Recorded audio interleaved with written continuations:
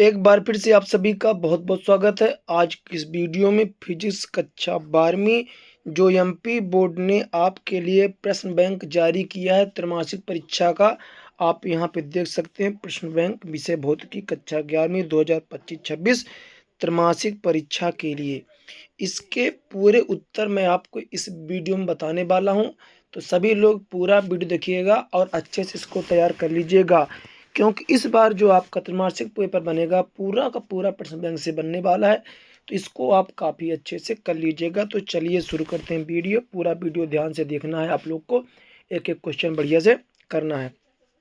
चलिए शुरू करते हैं वीडियो। तो सबसे पहले यहाँ पे आप कहा जाता है, दिया है आपको त्रैमासिक परीक्षा, तो ब्लूप्रिंट दिया है।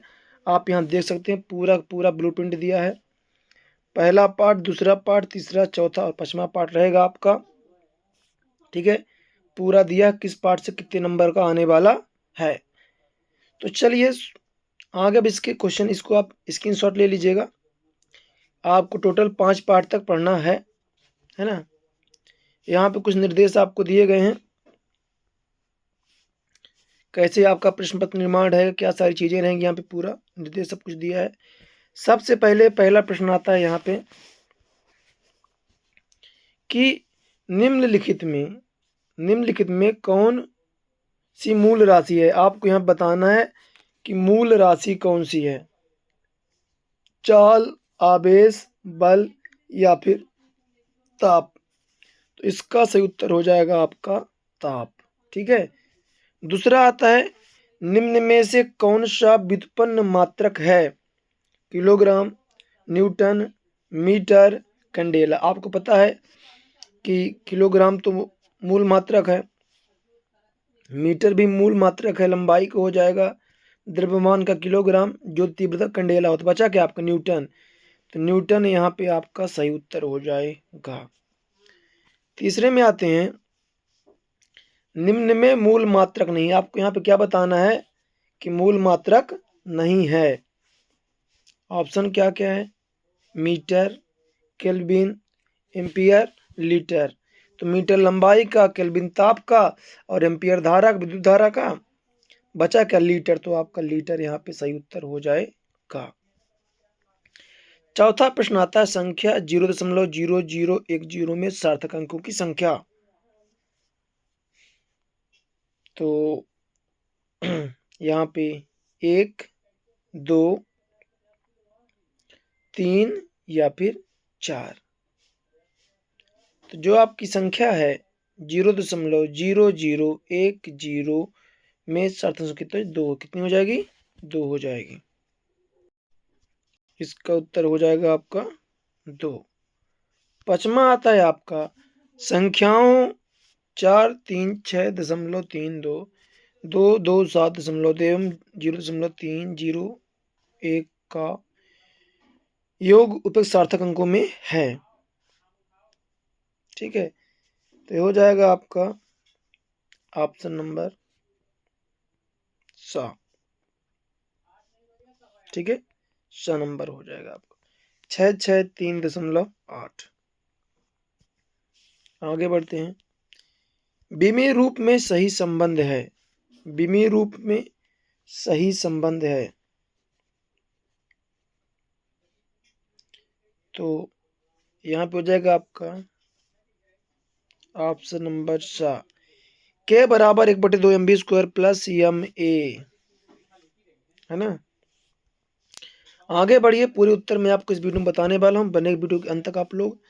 यदि संवेग p, लंबाई l तथा समय t को मूल राशि माने तो ऊर्जा का विमीय सूत्र होगा। आपको क्या बताना है, ऊर्जा का विमीय सूत्र।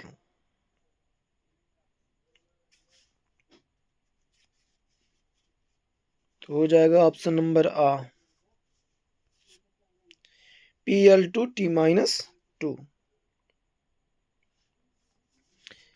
आगे बढ़े, कोई यदि पी क्यू आर ऐसी राशियां हैं जिनके विमीय सूत्र भिन्न हैं, तो निम्न संयोजन में किसमें कोई सार्थक राशि व्यक्त नहीं होती, बताएं। तो हो जाएगा यहाँ पे ब number P plus Q R.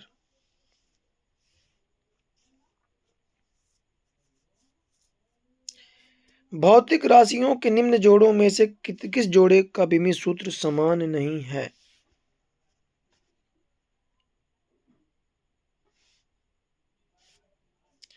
तो तनाव और पृष्ठ तनाव का। ठीक है,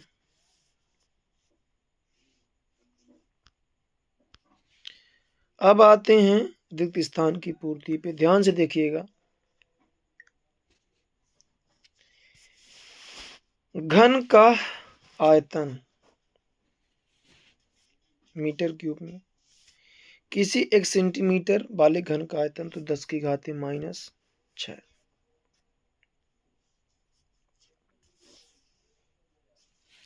कोई गाड़ी 18 किलोमीटर प्रति घंटे की चाल चल रही है तो 1 मिनट 1 सेकंड में चलेगी। तो इसका आ जाएगा आपका 75 मीटर। ठीक है, फिर आता है बल का विमीय सूत्र। बल का विमीय सूत्र क्या हो जाएगा? तो बल का विमीय सूत्र mL/t-2, mL/t-2। फिर आते हैं 1 किलोग्राम मीटर स्क्वायर सेकंड घात -2 बराबर ग्राम में बदलना है आपको। ठीक है ना, तो यहाँ पे जो 1000 क्या आ जाएगा आपको? यहाँ पे 1000 आ जाएगा। ठीक है, फिर है 1 नैनोमीटर बराबर, 1 नैनोमीटर बराबर कितना हो जाएगा? तो 10⁻⁹। आवेश का विमीय सूत्र काफी इंपॉर्टेंट है आपका, AT हो जाएगा, AT। इसको अच्छे से कर लीजिएगा आप लोग, है ना। आगे बढ़ते हैं, चलिए अब सत्य सत्य में आ जाते हैं। चलिए, सभी शून्योत्तर अंक सार्थक अंक होते हैं। तो पहला हो जाएगा आपका सत्य। सार्थक अंकों की संख्या निर्धारित करने में दशमलव कहाँ लगता है, इसका महत्व होता है।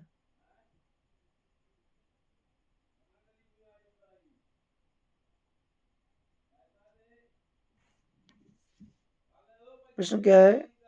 सार्थक अंक संख्या निर्धारित करते हैं में दशमलव कहाँ लगता है, इसका महत्व होता है। तो असत्य हो जाएगा। ठीक है,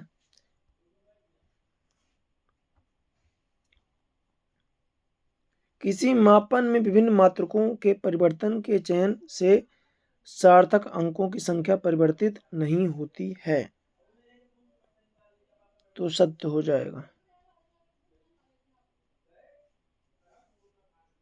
विमीय संगत किसी समीकरण के सही होने की गारंटी है।